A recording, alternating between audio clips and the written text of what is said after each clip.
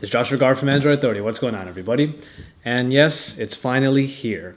An extra day felt like an eternity, but at our doorstep today, we finally got the Google Nexus 5. And now it's time to unbox and give my first impressions on it.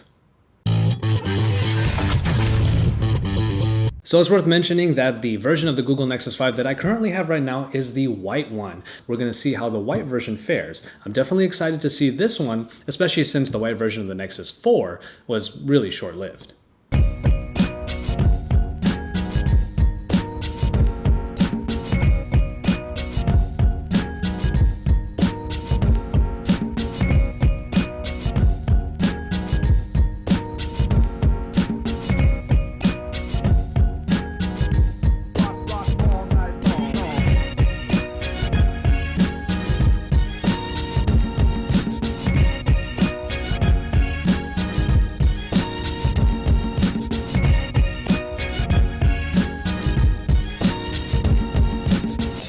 Maybe common knowledge by now, but there is a system update that is required when you first get your Nexus 5 to power on. It's a bit of a bummer because we're going to have to wait, but luckily I'm using Wi-Fi on a very fast connection, so this shouldn't take too long. I'm actually a little bit surprised at the lightweight. For a 5-inch phone, this is definitely very nimble feeling. It feels almost like a Samsung Galaxy S4 in that regard, but the more rigid lines and definitely the less rounded look definitely give this a bit of a better feel in my opinion. And the buttons are incredibly rigid.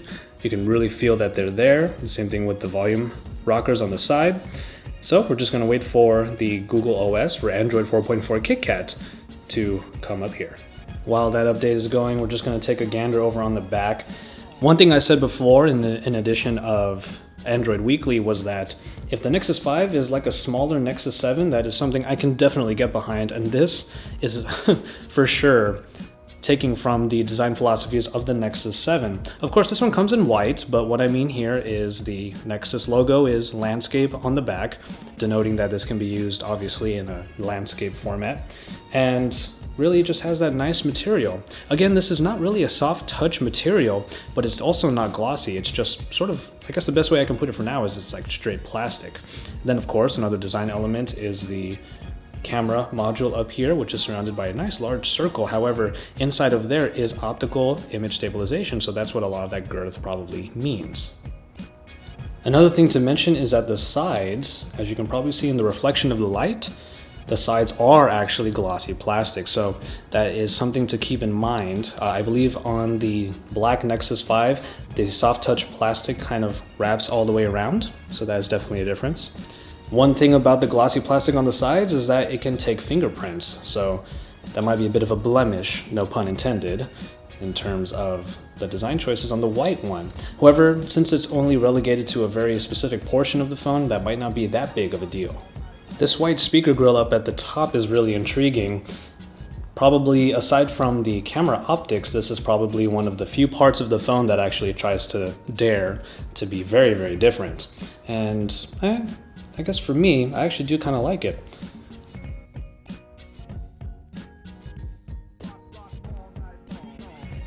As far as Android 4.4 KitKat goes, I'm pleasantly surprised at how much I already fell in love with it the moment I saw it. I did already get the Google Experience Launcher for my Moto X, and to be honest, I did not feel that it necessarily fit on that screen. And I say that screen because obviously it's a smaller screen, but for a 5-inch screen, I'm not gonna say that the launcher here in 4.4 KitKat is bloated by any means. However, it does have more of like a bubbliness to it, if you will. There's definitely a lot more color going on here that might make you feel it's not quite as professional or quite as simplistic as it was before. But rest assured, it all still fits beautifully on this 5-inch screen. It all looks really great. Okay Google is the phrase, oh, there you go. Okay Google is now the phrase that you're going to be using, and you can actually use it from the home screens like you saw me do just there. So these little enhancements, among other things, are going to be covered in the full review, obviously, and we already have a great video outlining all of the new features of Android 4.4 KitKat, but obviously I'm going to be seeing how they work in real time, in real life, on the Nexus 5. Now, of course, this is just the start of our Nexus 5 coverage. So stay tuned over the coming days for all of the great videos that we'll have in store for you, including the full review of this new Nexus smartphone.